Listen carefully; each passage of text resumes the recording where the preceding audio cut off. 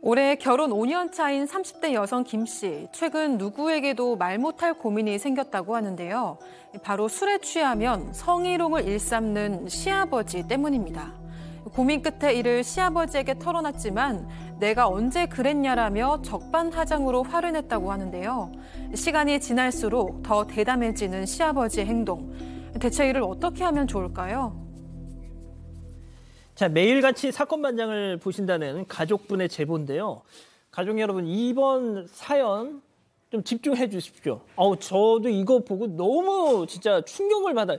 제가 이게 진짜인지 가짜인지 몇 번을 되물어봤을 정도로 말이죠. 자, 한때는 가장 든든했던 내 편, 이제는 무서운 존재가 됐습니다. 네, 먼저 30대 여성 김모 씨의 제보입니다. 결혼 5년 차고요. 3살 난 아들도 있습니다. 이 제보자의 가장 든든한 내 편, 바로 60대 시아버지였다고 합니다. 제보자 본인의 표현입니다. 혹시 부부싸움이라도 하면 당신 아들이 아니라 며느리 편을 들어주셨다고 하고요. 항상 아유 이쁜 내 며느리 하면서 너무 예뻐해 주셨다는 겁니다. 그런데 올해 초에 이런 관계가 완전히 틀어지는 이상한 일이 발생을 합니다. 그 김 씨 부부가 당시에 아들이랑 같이 시가에서 식사를 하고 있었는데 이제 남편이랑 시어머니가 잠깐 근처에 있는 편의점을 가려고 집을 비웠다는 겁니다. 그런데 술에 많이 취한 시아버지가 화장실 갔다가 나오는데 바지 지퍼를 열고 있었다는 거죠. 그래서 며느리 김 씨가 아버지 남대문 열리셨어요 이렇게 말씀드렸는데 이 시아버지가 며느리 김 씨 얼굴을 똑바로 쳐다보면서 뭐 어때? 네가 잠가주던가 이렇게 말씀하셨다는 겁니다. 그 당시 집안에는 시아버지 김 씨 그리고 3살 된 아들만 있는 상황이었습니다. 자, 저게 다였으면 저희가 이 시간에 전해드리지도 않죠. 박 변호사님. 네, 자 집으로 이제 갔는데요. 집에 갔을 때도 조금 문제가 생깁니다. 시아버지는 전화가 오는데 전화 내용이 좀 충격적입니다. 다짜고짜 술 마셨죠. 너네 요즘 부부관계 안 좋다면서 이런 질문을 했다고 해요. 아이고야. 무슨 소리입니까? 라고 당연히 며느리 얘기했겠죠. 예. 아이고 시어머니한테 너희 시어머니한테 들었다라고 얘기를 하면서 너네 요즘 부부관계 때문에 잘 싸운다면서 이런 얘기를 하는 겁니다. 아마 김 씨가 시어머니한테 이런 부부관계 일을 좀 흘러가면서 지나가면서 얘기했던 적은 있긴 한데 이게 시아버지 귀에 들어갈 줄 꿈에도 몰랐다라고 하고요. 당시 옆에 남편이 있었는데 김 씨 입장에서 많이 취하신 것 같다라 하면서 한급히 전화를 끊었다고 합니다. 자, 양 변호사님, 이렇게 인정하고 싶지 않은 현실을 딱 목격했을 때는 계속 스스로가 그냥 방어 기제가 작동되잖아요. 그러니까 우리 시아버지가 술이 과해서 그랬을 거야. 과해서 그랬을 거야. 그렇게 넘어가려고 하셨던 것 같아요. 그런데 이후에 도저히 이거는 뭐 술이 과해서라고 얘기할 수 없는 상황이 벌어졌습니다. 시어머니한테 좋은 일이 좀 있어서 바깥의 식당에서 만나서 식사 자리가 있었다고 합니다. 그런데 그 자리에서 이 시아버지가 또 술에 만취했다는 거예요. 근데 갑자기 귓속말로 가까이 다가서 며느리한테 이랬답니다. 난 네가 며느리로 안 보인다. 그래서 쓱 웃었다라는 거예요. 소름 끼치지 않습니까? 전해드리는 제가 다 소름 끼쳐요. 너무 놀라고 황당해가지고 화장실이라도 가야겠다는 자리에서 일어났답니다. 근데 따라와서 시아버지라는 사람이 한단 소리가 그 공용 화장실이니까 같이 볼일 보자 이랬다라는 이게 무슨 얘기예요? 너무 놀래가지고 말도 안 되는 소리 하지 마시라고 그렇게 화를 냈더니 또 웃더랍니다. 또 씩 웃으면서 아쉽다. 난 너랑 연애 한번 해보고 싶은데 참 아쉽다. 시아버지가 며느리에게 한 얘기랍니다. 이게. 박 변호사님, 이러면은 이거 그냥 시아버지고 좀 심한 표현이 나올 뻔했는데 시아버지고 뭐고 간에 경찰에 신고해야 되는 거 아닙니까? 신고해도 될 정도의 좀 충격적인 일입니다. 선을 넘어도 한참 넘었다고 보이고 그래서 무슨 소리 하시냐고 시아버님한테 화를 좀 냈다고 합니다. 그러니 갑자기 시아버지가 장난이지롱 이렇게 했다고 해요. 그래서 이게 말이 도대체 안 된다고 봐서 김 씨가 바로 집으로 돌아왔고 남편한테 이 모든 것에 대해서 털어놨다고 합니다. 남편도 화가 나죠. 예. 아버지한테 전화를 걸었고 따졌다고 해요. 따졌더니 다행히 시아버지가 술에 좀 깼던 것 같아요.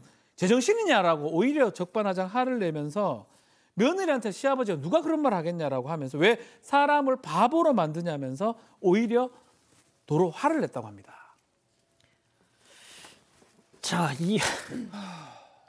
그러니까 어디 시아버지를 뭘로 본다고 지금 이 며느리가 그런 망발을 나한테 막 이런 식으로 지금 적반하장으로 나왔다는 거잖아요. 네, 그런데 이 제보자로서는 너무 힘들 수밖에 없던 게 지난해까지는 시아버지랑 아무 문제가 없었는데 대체 올해 초부터 나한테 왜 이러시는 건가 이 부분이 가장 힘들고요. 그런데 또 와중에 아이가 아직 3살입니다. 그런 만큼 어떻게든 좀 잘 풀어나가고 싶었다고 합니다. 하지만 시아버지가 말씀하신 대로 사과는커녕 오히려 버럭 화내고 욕설하는 모습에 굉장히 큰 충격을 받았고 결국 이 제보자 김 씨는 극단 선택까지 고민할 정도로 아주 정신적으로 피폐해진다고 합니다. 그리고 얼마 안 가서요. 정말로 결심을 하고요. 아이랑 남편만 두고 집까지 나갔습니다. 그런데 계속 말씀드리지만 아이가 3살이잖아요. 3살 아이 둔 엄마 마음이 그게 쉽지가 않습니다. 결국 아들이 눈에 밟혀서 이틀 만에 다시 집으로 돌아왔다고 합니다. 자, 양 변호사님. 집을 나갔다가 아이 때문에 어쩔 수 없이 다시 왔습니다. 그런데 그리고 얼마 뒤에 이 시아버지라는 사람한테 연락을 받았다고요? 일단 연락은 사과를 하겠다라고 연락을 했습니다. 뭐 사실 믿을 수가 없는 상황이지만 이 제보자분은 너무 착하신 것 같아. 그래도 한번 마지막으로 믿어보다. 근데 문제는 사과를 하겠다면서 또 당연히 집으로 불렀답니다, 시아버지가. 어쨌든 갔다예요. 갔었더니 한다는 얘기가 내가 기억은 안 나는데 네가 그랬다니까 미안하다. 네가 그렇게 생각한다니까 나는 기억은 안 나지만 미안하다. 이게 사과일까요? 이것도 사과가 아닌데 사실 심각한 건 그 다음입니다. 근데 그건 그거고 어떻게 엄마라는 사람이 아이를 두고 집을 나가냐라고 혼내기 시작했다라는 거예요. 그래서 정말 이 제보자분은 저 아버님 저 이렇게 얘기해서 저 나가서 죽을 생각하고 나간 겁니다. 이렇게 얘기를 했대요. 그랬더니 그래도 애는 데리고 나갔어야지. 아니면 뭐 하루 만에 돌아왔어야지. 이렇게 화를 냈다라는 겁니다. 자, 지금 이 내용이 워낙 충격적이다 보니까 우리 가족 여러분들이 아예 뻥치고 있네, 주작이다만 지금 이런 말씀을 하세요. 제보자분의 육성 직접 들어보시죠. 저한테 중간에 아버님이 사과한다고 하기 한 이틀 전에 연락이 오셨어요. 근데 어머님이 그러시더라고요. 아버지가 그럴 사람이 아닌데 왜 그랬는지 모르겠다. 너도 네가 없는 말 지어내는 것도 아는데 아는 건 아는데 자기도 어떻게 해야 될지를 모르겠다는 거예요. 네 시아버지가 그럴 사람이 아닌데 그럼 없는 얘기 지어낸다는 겁니까, 교수님? 네. 그러면서 이 시어머니께서 이후로도 이 며느리를 나무라셨대요. 그냥 시아버지의 술주정 하나 가지고 왜 이렇게 일을 키우냐 뭐 이러면서 얘기를 하셨고, 그러면서 이 얘기를 며느리가 꺼낼 때마다 내가 도대체 무슨 죄를 지어서 내가 이런 대접을 받아야 되는지 모르겠다면서 화를 내셨다고 하고, 아예 이 며느리 전화를 차단한 건지 전화도 안 받으신다고 합니다.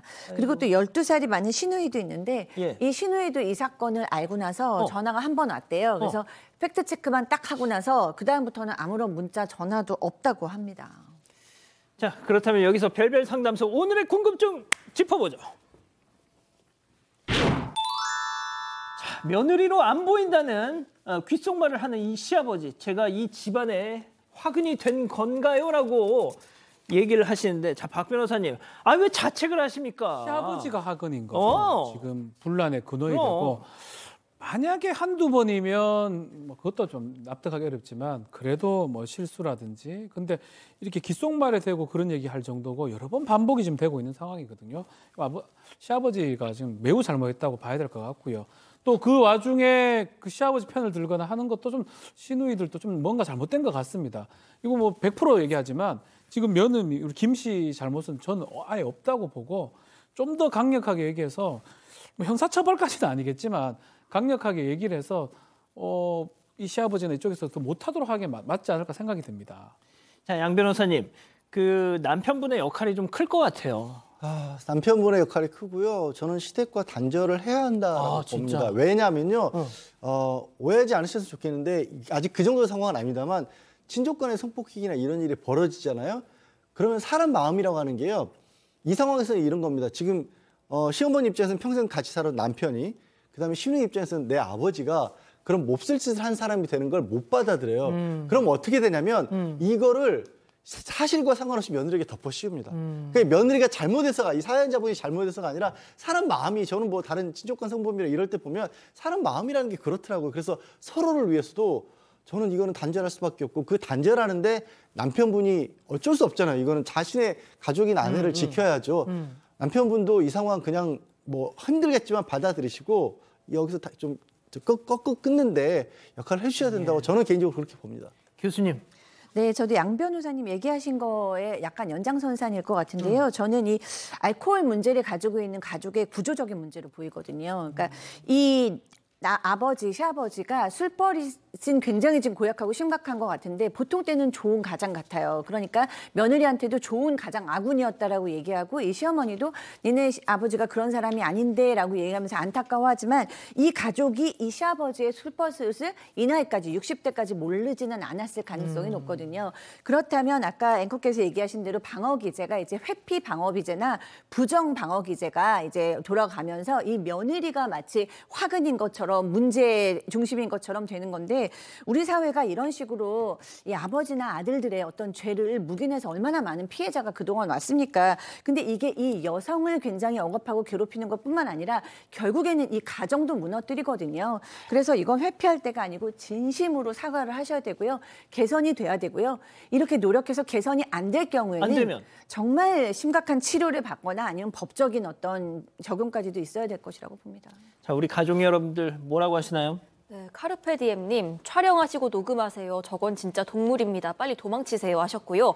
먼지님 아닙니다. 당장 거기서 나오세요. 저런 거 절대 안 멈춥니다 하셨습니다. 라랄라님도 저러는데 젊을 때 사고 한두 번 없었을까요? 안녕님도 시댁이랑 연 끊든지요. 아니면 이혼이 답입니다 하셨습니다. 사건의 진실을 추적하고 싶다는 사반 가족분의 사연인데요. 궁금하시다면 사건반장 유튜브 채널을 구독해주세요.